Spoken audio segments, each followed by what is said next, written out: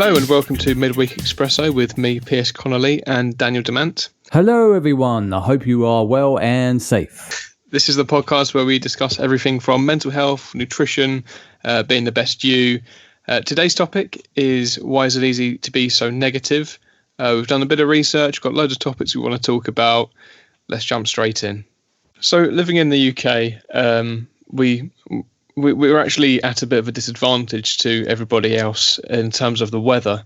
There's a few other countries that have similar climates, but there's actually been a study done that suggests that people living in Britain don't get enough vitamin D because of how overcast the weather is all the time, Especially in the winter. Yeah, especially in the darker months, where we only get a few hours of light a day, really. But there's so many benefits of vitamin D. Well, vitamin D, obviously, we know it. It's good for your skin, good for your bones, good for your whole overall, morale and energy boost. And yet, people still. I mean, it's not so much in the summertime over here in the UK, but people don't find to get the balance right in the winter. Try and get the right amount of sun exposure. I mean, when we was primates, obviously, we was out in the open all day long. So it's sort of like now they're saying statistically, we should get around about 30 minutes of sunlight exposure a day to get the right optimum of lux units, which is spelled LUX units. 10,000 units a day can help fight off depression and ADHD. Am I saying that right? ADHD, yeah. Yeah. So, and all really you need all you need is 30 minutes a day. I mean, there was something talked a couple of years ago saying, "Oh, you only need 15 minutes." I mean, 30, Yeah, 30. Stick your head out the window. Yeah, I mean, 15 minutes. I mean, 30 minutes is all you need. But obviously, in the winter months, not so much the summer months, that might always be difficult. Oh, yeah, I forgot to mention, the most optimal time to get those 30 minutes is like the first hour or hour and a half in the morning when you first get up. That's interesting. Well, obviously, as you said, it's got many benefits like mental health, sort of just making you feel better about yourself. There's actually a thing called seasonal affective disorder, or SAD, which is it's basically where you don't get enough sunlight. That's right. It's basically, and then you start to feel down, and a lot of people don't realise that they're affected by it. But if you've ever felt like you can't wait for the summer because everything's so much happier and you feel better about yourself, etc. Definitely. Yeah. I mean, obviously, at the moment, we're recording this from home because of the coronavirus pandemic at the moment. Obviously, the first two episodes wasn't done when this happened, obviously, people, but we're doing this during the coronavirus situation. The show must go on. The show must go on, so we're still going to do it, no matter how we're going to do it. I'm here and Piers is over there at his house, and we're doing it over Skype. So we do apologise, the quality's gone down a little bit, but, what you got? Yeah, so, as myself, obviously we're in April now, or the end of April, nearly May in 2020. 2020, yeah. 2020, it sounds weird to say 2020, not 2000 and what have you. Definitely when the sun's out, guns out, as I say. Definitely have been enjoying the sunshine, and you definitely feel more drawn to be outside. Not the sunbathing, but you want to be outside. You want to go over where there's a nice bit of green to walk around, exercise around. So definitely, people still definitely feel a bit more up and go about them, definitely, and it does actually make you feel more happy and more motivated to do things, and then it does in the winter. So it definitely, sun is very important, and that's why we're drawn to it. So it's not the only thing that sort of can get you down though. Not enough sun exposure. Just want to quickly touch upon the use of social media. It's something that we do all the time. And it's a great tool. Let's face it. Without social media, you wouldn't be who you are. It is like an extension of you. Let's face it. But with all the positives that come from it, you also get a lot of sort of self-comparison to other people. If somebody posts they might be exaggerating a bit. They might say, "Oh, look, I've achieved all of this, blah blah blah blah blah," and you're sat there thinking, "But what have I done? I haven't done this. So then that means that I'm not as good as them, etc." And that's one of the negatives that's come from it. And as a result of that, we may give ourselves these massive goals that we want to achieve. We're motivated to do it, but then we fail to do it. And then when we keep failing to do something over and over again, that does start to build up, and then you sort of go, oh well, you know, that's what's the point in trying to do that, because I'm not good enough to do it. It's again, procrastination is a big part of that, and the reason why we procrastinate is because your body, your mind, doesn't want to go through the short-term pain that's going to give you the long-term joy. Well, that's the journey. That's the right train we want to be on. To make sure we're doing the right things to get to the right place. Not an end destination for everything, but on the right track, so to speak. But yeah, definitely go back to the procrastination point. The comparing yourself to others on social media, or comparing yourself to others in life in general. I know it's probably less comparisons day to day and then is on social media these days. But what I've done for myself, I mean, we can talk about this forever, but what I noticed for myself during the coronavirus, what's going on right now, that I've completely removed every single social media platform from my phone. The only thing I've kept on there is obviously Instagram, because I'm talking to a few people on there, and so I haven't completely moved everything off. I guess, but YouTube is not on my phone anymore. Facebook's not my phone. Twitter's not my phone. Yeah. Whatever else I can think of right now, I can't think of right now. Move. So. And have you found that maybe part of the reason you've done that is because where obviously you might be on Facebook's a big example of this. You might see some people posting some almost sort of fear-mongery type posts about the current situation, and then you find you get a bit stressed about it. And then is that also stuff that you are interested in, but you don't need to keep seeing it every time you want to go on there? You know, like adverts for things trying to join you in to do, like you know, all these self-improvement kind of things, or exercise things, or whatever. But I mean, I don't mind seeing that as long as you are in the middle of doing that. Say, for example, I know, like my Headspace, Mind Valley. Sorry, that's the one. Mindspace. If I was doing one of the courses right now, then I wouldn't mind seeing it sometimes, like on Facebook, or if I was on YouTube and then one of the adverts come up. But I must admit, that's why YouTube are really allowing more adverts now, because they want you to pay for it monthly, so you don't see it more time, which I'm considering doing. Because I think, like, I know I don't want to do giving, because having YouTube free for all the time, thinking I don't want to pay for it, but I might have to start if I want to. Again, not ruin any kind of research I need to do on YouTube or stuff I can enjoy on YouTube. At least I can be advert free a lot more, and not having stuff that I know I'm interested in, but I don't need to be thrown at me all the time and causing me all anxiety, thinking, oh, I hadn't done that thing, or I want to learn that thing, but it's not what I'm doing right now. You know, making people anxious, especially in these times as well. Making people anxious because the uncertainty when we can, you know, see other loved ones we haven't seen for ages, friends, family, whoever, or making a plan to go and do a certain trip or whatever, even in their own country, not necessarily getting out of the UK. So what I found, bringing it back to what I was trying to say, it's definitely less is best. That's what I come up with. A phrase, less is best. Right, And not so much on social media, but just in general for your mental health. Quality over quantity, sort of. Yeah, like displaying yourself and putting the best you can into a smaller amount of work, so that you get a better result out of it that more reflects your ability than trying to do everything at once. Exactly. Even though, oh God, I mean, I don't know. I can't really. I don't want to go. Well, I've been doing this and this, and this is the way everyone should do stuff. And I mean, I'm thinking. I can say now, at 37 years of age, in 3 weeks' time, I'm gonna be 38. Is that I think I'm finding myself a little bit more in a sense. I've not achieved the end result. There is no end result. You're always developing. You're always improving. You know. But I'm finding myself getting out my own way a bit more, which is nice.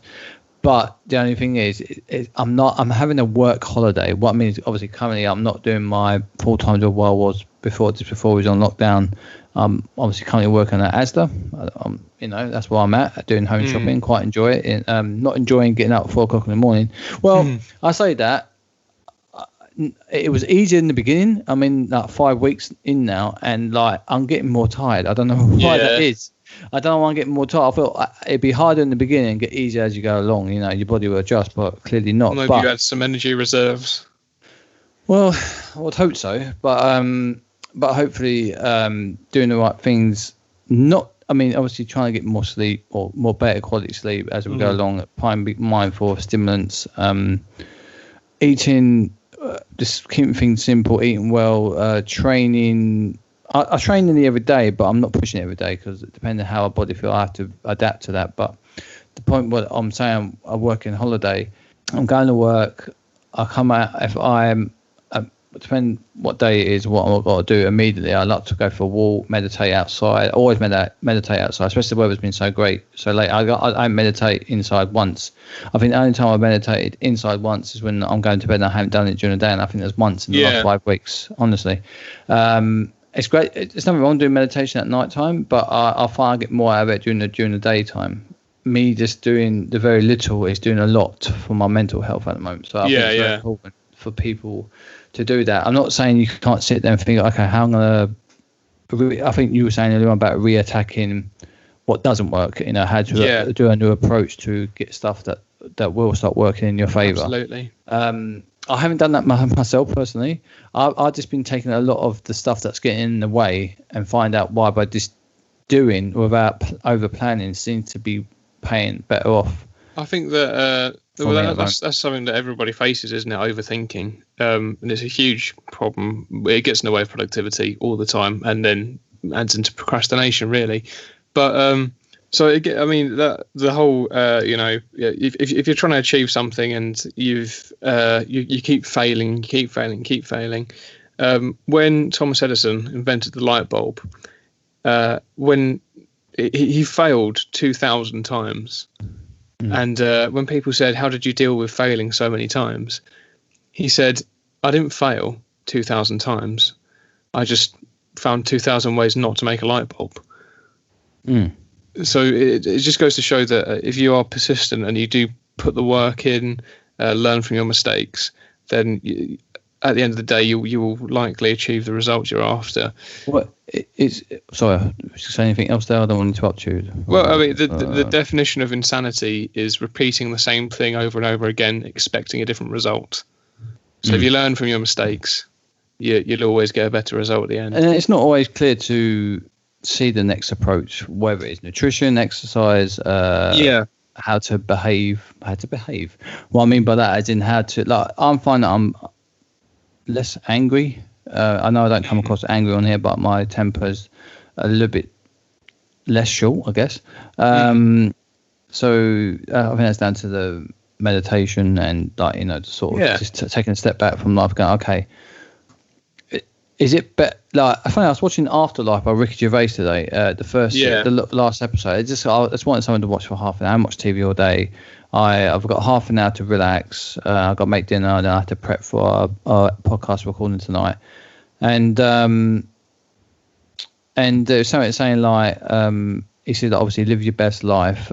It's clearly saying it's the last episode, sixth episode, and it's the sixth episode on series 1. Sorry, and he's saying it's not about ignoring and not taking care of yourself, but make sure you're enjoying every moment as much as you can and doing something for you, and also holding integrity to who you are, and not worrying about what the person next to you is doing all the time, or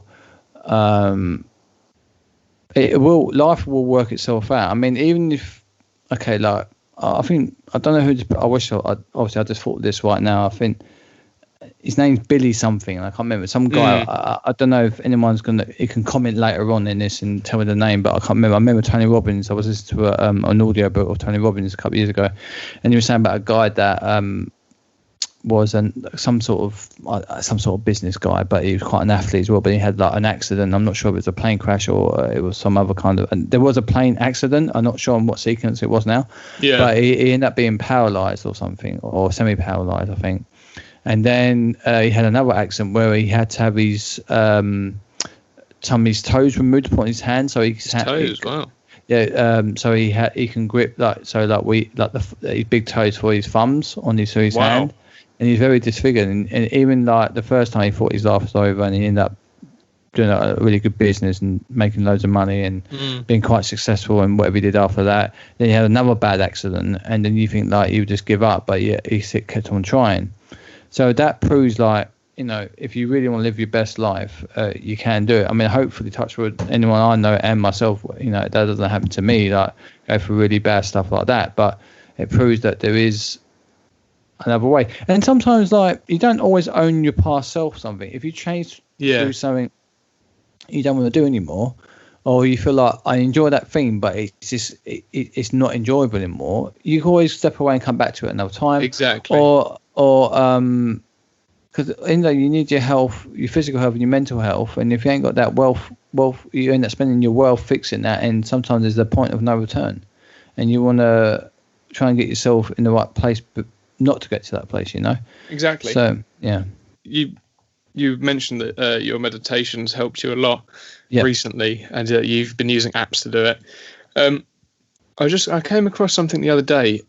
There's a whole load of apps on the NHS website for various things, whether you're trying to lose weight or if you're trying to get some recipe ideas for really high nutritious meals. And then there's a load of apps you can get on the NHS, and stuff like Calm, and like there's sleep help apps as well. It's brilliant. We'll have to leave a link in the description of this. Not to try and do advertising for other companies, but I mean, essentially meditation is breathing and just enjoying being still, essentially. And then you have all the other ones, like I mean, the different meaning behind your meditation practice, like as in like you're going to focus on gratitude, you're going to focus on wishing well for someone else. Oh god, there's so many. I mean, the one I'm doing is 30 days to better meditation, which is giving you different cues how to not just find something called a home base, where you can use your breathing or sound, something you can think of that keeps you in the moment of your meditation, to keep you locked in. And then like obviously thoughts will come and go, but I've noticed now when I meditate, I obviously a thought will come in, but I'll get less disturbances. I'm just like just breathing, relaxing in the moment, hearing sounds, listen to the guided person on the those guiding through my session that day. But on the Calm app, what I was going to try to say was there's a lots of like stuff on nutrition, sleep and stuff like that. And I'm actually doing a masterclass at the moment, which is very helpful, and it covers a lot of things that we're talking about today. I'm just going to go on my phone quickly. So I didn't plan for this, but I was going to go on my phone and find. Just the point is, it's who's it by actually? Oh God, I'm going to say this guy's name wrong. I'm going to say the name, but it's on the app. But it's called Rethinking Depression. It talks about depression in modern life. Movement is medicine. Let there be light, as we just mentioned earlier on about having sun exposure, which actually we haven't wrapped that up. Actually, I'm going to come back to another way in the winter months, so you can get around having a bit more vitamin D when it ain't sunny as much. Brain food, human contact, stop ruminating, as in going over problems in your head, and healthy sleep. So it covers a lot of things that we're sort of discussing today, and I really recommend it. So it's called Rethinking Depression. And that's the app, is it? By Dr. Steve Ling. I'm going to say surname. The masterclass, yeah. Just go back to the sunlight. What I was going to mention was that Pierce was saying about the winter months, it's hard to get the right amount of sun exposure. And I said, obviously, when we was primates, we was out all day, so it didn't really matter if we didn't get the first half hour or an hour sun, we'd get it for over the next 12 hours or how many hours it was sunny during whatever time of the year it was.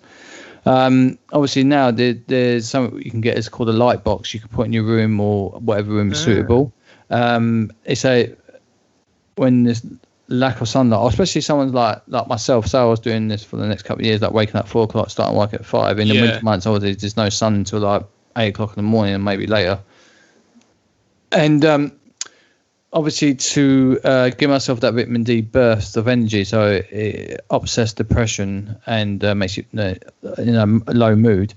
In just 15 minutes exposure by the light box can just really boost the right endorphins and get the right hormones going. The light box actually gives off the same sort of effects as the sun then? Yeah, there are some side effects. You can get like eye strain and a few headaches, but apart from that, I don't know if you have to look at the light continuously for 15 or 30 minutes, or just like the sun. You just have it in your room, and you're being exposed in that room for 15 minutes. Obviously, that's a way of getting around like the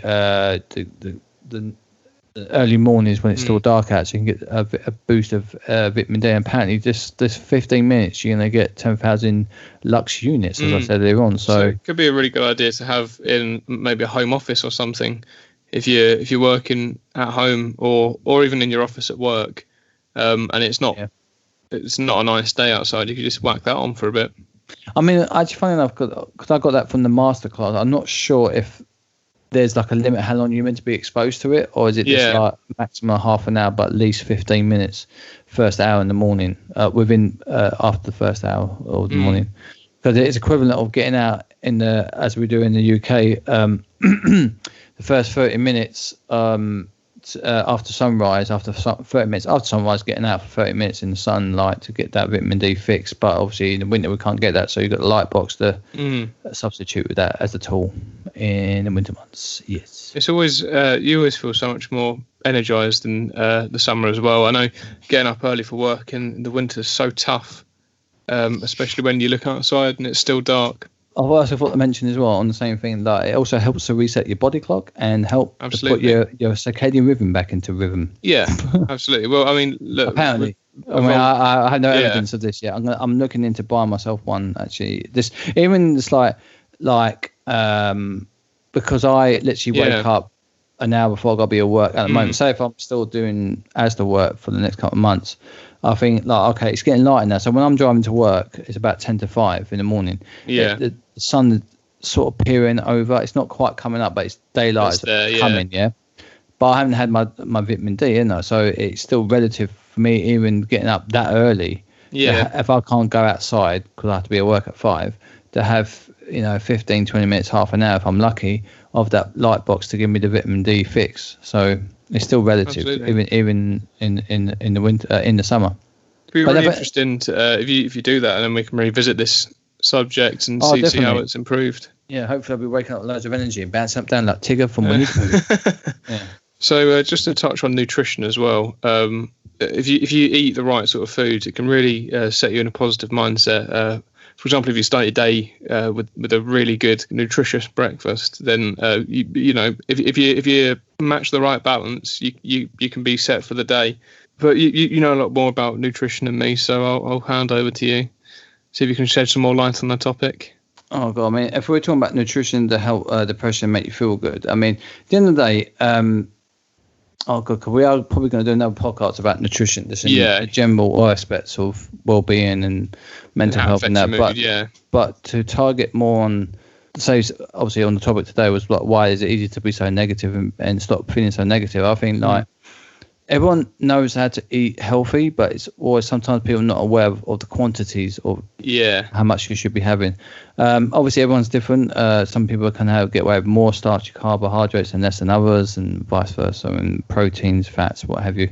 So I can't say, have this amount and have that amount of proteins or fats, and then you'll be fine. And then if you go into your micro and macronutrients, that just have this amount of omega-3 and that, and you'll be fine. But I think when it comes to micro and macronutrients, just make sure you at least meeting your recommended daily allowance. I mean, working towards that. That's the starting point before supplements come into play. And then if you really can't, because you don't like eating certain foods that are high in certain nutrients and others, then supplement and make sure you use a good supplement company. Because any normal high street kind of like vitamins are not always the best. They've also got other fillers. Things like that. So I'm not going to say any particular brands to do any kind of advertising right now. And you'd always get a cheap option, a expensive option, and the ideal option, wouldn't you? Yeah, I mean, the supplements I like to use, I'm using. I'm not saying everyone should use it. Is Peak Subs is pretty good. I mean, that's equivalent to My Protein.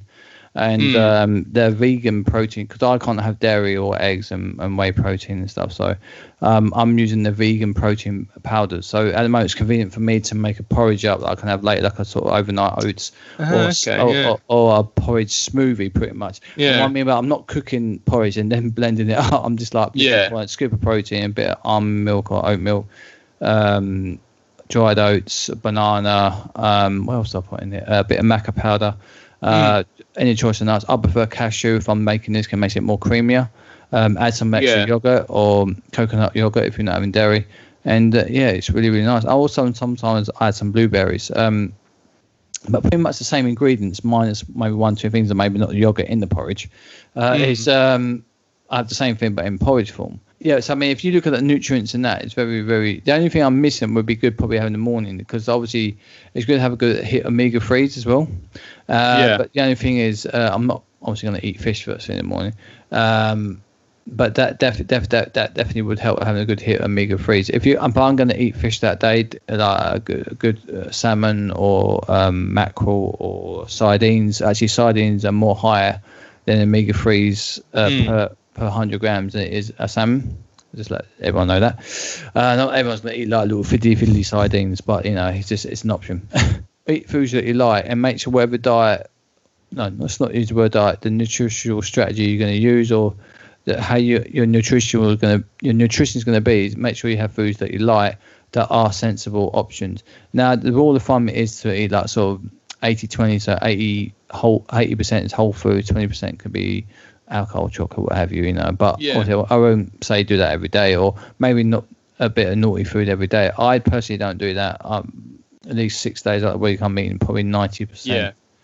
Whole food, maybe 10% might be like dark chocolate. It's good for you, but I have been eating a lot of it lately.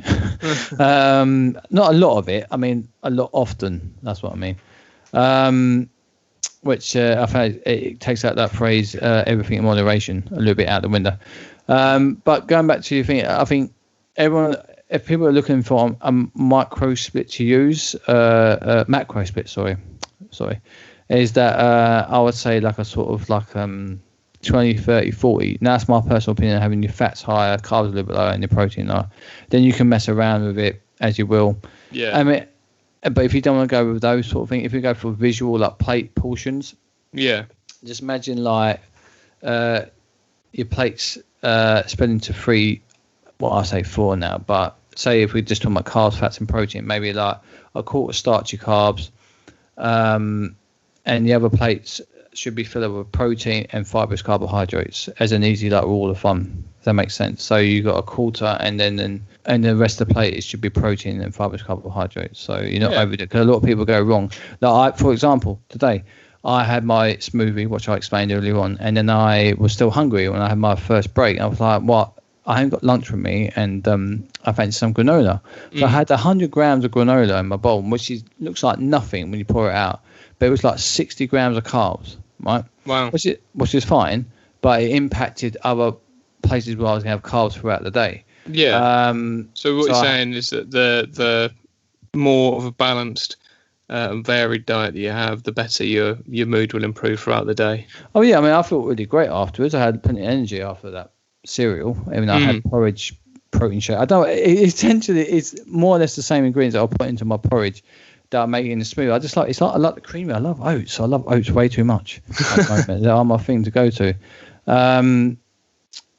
Balanced diet. I mean, if someone's trying to get a lock on how they should eat, get all their vitamins and minerals and the macros on point, is to track what you're doing over the week, and maybe eat the same food. Sadly, if you can't even do it in the week, do it for the next 2 weeks. Eat the same meals so you can craft it, reaching those macro targets, getting your recommended day allowance for your vitamin and minerals, and then plan your second day, and then eventually you can then just pick and swap and drop out and stuff like that. Look, some days you're going to be a little bit more not over your calories necessarily, but or under. You don't want to be under your calories, obviously, too much. Depends on what you're doing. If you're trying to lose weight, gain weight, whatever you. But you're always going to be you can't be exactly perfect. It's better to be consistent than perfect, because perfection is just an illusion. Basically, like, eat the foods you like. Everyone knows how to eat well, but to fine tune it, you got sadly you're gonna have to start tracking it to get an idea where you're at. And after a while, and we got a few diet plans made up that you can pick and match, swap over, and what have you. You won't have to track anymore. Exactly, for a period of time, unless you're going to start meeting more calories, then you've got to be okay. It's not about necessarily doubling up on what you're doing, but just set a new plan. But 50% of the work's already been done for you, and you just got to make a few changes. That's all. But that's to do with weight gain. I mean, we're talking about mental health, good foods, good balance. I think I would focus on nutrients more than actually macronutrients. And I mentioned macros, fats, carbs, and protein, which are very important. But I think if we were talking about making yourself feel optimal, I would say definitely your nutrients. Thank you. The nutrients are more valid, more important. That's there we go. But, lovely. Well, we hope you've enjoyed this podcast. We've been Midweek Expresso. We'll see you next time. Yes, so remember, we're on Spotify and Anchor, and very soon, hopefully, YouTube. So, guys, we'll see you soon, and stay fresh. See you soon. See you soon.